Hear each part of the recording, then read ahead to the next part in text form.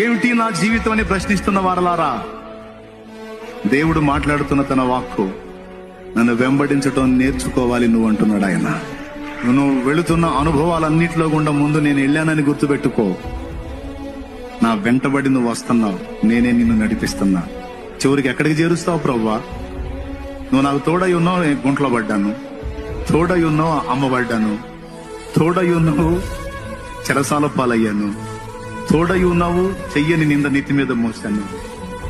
తోడై ఉన్నావు, ఏమిటి నాకు ఈ పరిస్థితి అంటే, వెయిట్ వెయిట్ వెయిట్, నేను నీకు తోడై ఉన్నాను, నిజముగా నీకు తోడై ఉన్నానని రుజువు చేస్తాను.